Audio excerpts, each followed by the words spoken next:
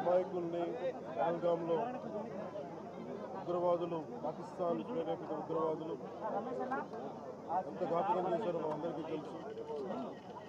దాని పర్యవసానం భారతదేశం పాకిస్తాన్కి అండగా ఉన్న ఈ టెర్రరిస్ట్ క్యాంపుల మీద దాడులు చేయడం, స్ట్రైక్స్ చేయడం జరిగింది.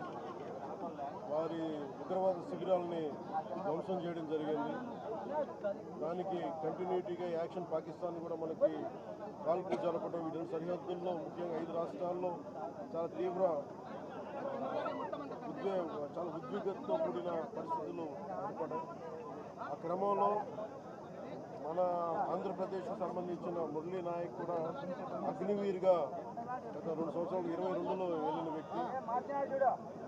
తల్లిదండ్రులతో మాట్లాడుతూ ఉంటే ఒకటే చెప్పాను, నేను దేశం కోసమే పుట్టాను, దేశం కోసమే చనిపోతాను అనేది పదే చెప్తా ఉన్నాడు. ఎందుకు నాయన మనకు ఆ ఉద్యోగాలను తల్లి అంటున్నా కానీ లేదమ్మా, నాకు రైల్వే ఉద్యోగం వచ్చినా రైల్వే ఉద్యోగానికి పోలేదు, కేవలం దేశం కోసం పనిచేస్తాను, నేను దేశం కోసం చచ్చిపోతాను అన్న కమిట్మెంట్ ఉన్న వ్యక్తి.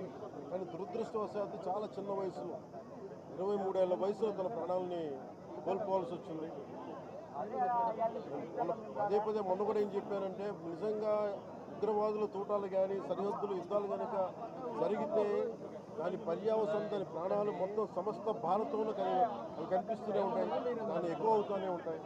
దానికి ఒక బలమైన ఉదాహరణ మురళీ నాయక్ గారి మరణం. చాలా బాధ కలిగించింది. 23 ఏళ్ళ చిన్న వయసు. మన భారతదేశంలో ఎవరు యుద్ధం కావాలని కోరుకోలేదు, ఎప్పుడు మన పరాయి దేశాల మీద యుద్ధం చేయలేదు.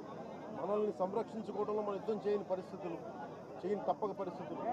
అలాంటి పరిస్థితుల్లో దీనికి మొదటిది కారణం పాకిస్తాన్ ఆర్మీ జనరల్ కూర్చోబెట్టి రెచ్చగొట్టి ఒక వారం ముందు, ఏప్రిల్ 22 ఒక వారం ముందు రెచ్చగొట్టి ఉగ్రవాదుల్ని ప్రేరేపించి అమాయకులైన మనుషులను చంపించేసి దానికి పర్యవసానమే. ఎందుకంటే 47లో వాళ్ళు విడిపోయారు, వాళ్ళకి దాహం తీరల. 4 యుద్ధాలు చేశారు ఇప్పటిదాకా, దాహం తీరల. ఇప్పటికీ అమాయకులను పట్టణ పెట్టుకుంటా ఉన్నారు, దాహం తీరల. కానీ ఇంకెక్కడో చోట దీనికి బలమైన ముగింపు పలకాలి. నిన్న కూడా చూసాం,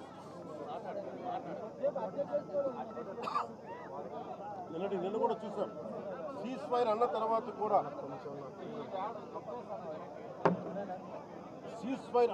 కూడా సీజ్ ఫైర్ని వైలేట్ చేసిన ప్రభుత్వం అక్కడ. నిజంగా చెప్పాలంటే ఒక బనానా రిపబ్లిక్.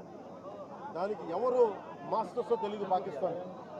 వాళ్ళు చేసే అరాచకాలు, వాళ్ళు చేసే మనకి స్పాన్సర్డ్ టెర్రరిజం ఇండియాకు ఒక ఇబ్బందిగా తయారైంది.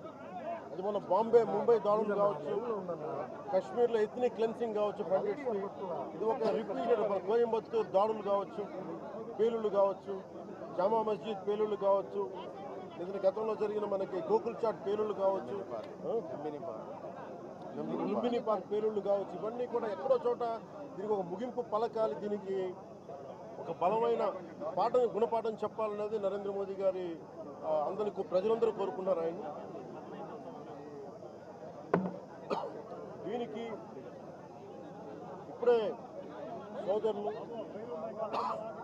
గౌరవ మంత్రి ఐటీ అండ్ ఎడ్యుకేషన్ మినిస్టర్ వాళ్ళు అనౌన్స్ చేశారు.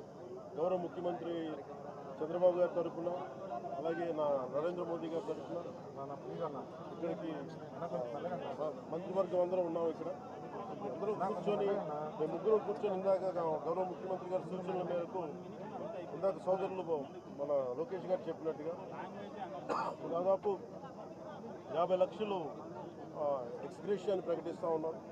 అలాగే ఒక 5 ఎకరాల పొలం అని కూడా తెలియజేశారు. అలాగే 300 గజాలు ఇంటి స్థలం అని కూడా అనౌన్స్ చేశారు. అలాగే ప్రభుత్వంలో వాళ్ళకి ఎవరికైనా సరే, వాళ్ళ నాన్నగారికి కానీ ఎవరికి కానీ ప్రభుత్వ ఉద్యోగం కూడా ఖచ్చితంగా ఇవ్వాలనేది క్యాబినెట్లో ముందు పెట్టి దాని నిర్ణయం తీసుకుంటాం. ఇవన్నీ కాకుండా నేను అదనంగా వ్యక్తిగతంగా నేను కూర్చోబెట్టి ట్రస్ట్ ద్వారా ఒక 25 లక్షల రూపాయలు వారి కుటుంబానికి నా వ్యక్తిగతంగా నేను సాయం చేస్తానని తెలియజేస్తుంది. ఇలాంటి పరిస్థితులు రాకూడదని కోరుకుంటాం. కానీ దురదృష్టవశాత్తు ఇలాంటివి జరిగినాయి. మనం అందరం ఇలాంటి పరిస్థితుల్లో భారతదేశ ప్రభుత్వానికి, ప్రధానమంత్రి గారికి, అగ్ర నాయకత్వానికి ఆర్మీకి, నేవీకి, ఎయిర్ ఫోర్స్కి, ఎంటైర్ డిఫెన్స్ ఫోర్సెస్కి ఇది మనం అండగా ఉండాల్సిన సమయం. ప్రతి ఒక్కరూ చాలా ఎరుకుతోటి చాలా జాగ్రత్తగా ఉండాలి. ఎవరు వాళ్ళు వేలాది మంది ఈ లష్కర్ ఏ తోయిబా లేదా జైషే మహమ్మద్ తీవ్రవాదులందరూ కూడా వాళ్ళు భారతదేశం మీద రకరకాల దాడులు చేయడానికి ప్రయత్నం చేస్తూ ఉన్నారు. సీజ్ ఫైర్ని దయచేసి మనం ఎవరో నమ్మట్లేదు. సీజ్ ఫైర్ శాంతికి ఒప్పందం కాదు. వాళ్ళు ప్రత్యేక పరిస్థితుల్లో లొంగిపోయి ఇంక మా పాకిస్తాన్ బతకలేదు అని చెప్పి కాళ్ళ బేరానికి వచ్చిన 3 గంటల్లోనే మళ్ళీ సీజ్ ఫైర్ని వైలేట్ చేశారు. సో ఇది అందరూ కూడా గమనించాల్సిన విషయం. అందుకని దీన్ని ఇలాంటి పరిస్థితుల్లో భవిష్యత్తులో ఇలాంటి ఉత్పన్నం కాకుండా ఉండాలని కోరుకుందాం. దాని తగ్గట్టుగా మనందరం దేశానికి, దేశ నాయకులకి, ఆర్మీకి, నేవీకి, ఎయిర్ ఫోర్స్కి, ఎంటైర్ డిఫెన్స్ ఫోర్సెస్కి మనం బలం ఇవ్వాల్సిన సమయం. అందుకని మీ అందరూ సహకారం కోరుకుంటూ సెలవు తీసుకున్నాం. మురళీ నాయక్ పవన్ కళ్యాణ్ గారి వీరాభిమాని, మరి చిన్నప్పటి నుంచి వారిని కలవాలని తహతహలు ఆడుతూ వచ్చారు. అటువంటిది ఇవాళ పవన్ కళ్యాణ్ గారిని ఇక్కడ రప్పించుకున్నారు. దురదృష్టకరమైన విషయం ఏంటంటే చాలా అది నేను ఇక్కడికి రాగానే నాకు చెప్పారు, చూసాను, చాలా బాధ అనిపించింది.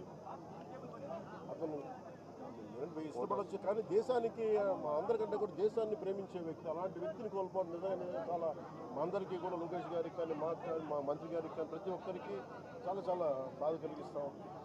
వారి ఆత్మకి శాంతి చేకూరాలని, వారి కుటుంబ సభ్యులకి నా ప్రగాఢ సానుభూతిని తెలియజేయాలి. భగవంతుడు వారికి బలం ఇవ్వాలి. ఈ పుత్ర శోకాన్ని ఒకే ఒక్క కొడుకు, ఇంకెవ్వరు లేరు, ఒక్కటే ఒక కొడుకు. ఒక్క కొడుకుని కూడా చిన్న 23 ఏళ్ళు కూడా, 25 ఏళ్ళు కూడా లేదు, 23 ఏళ్ళ వయసులో చనిపోయాడు దేశం కోసం. చాలా చాలా చాలా బాధగా ఉంది. వారి కుటుంబానికి అండగా ఉంటాను. చేసిన సహాయం కాకుండా మా 3 పార్టీల నుంచి కూడా వారికి ఏ సహాయం కావాలో మా నాయకులు ఎప్పుడు అందుబాటులో ఉంటారు. మా గౌరవ మంత్రివర్గ సహచరులు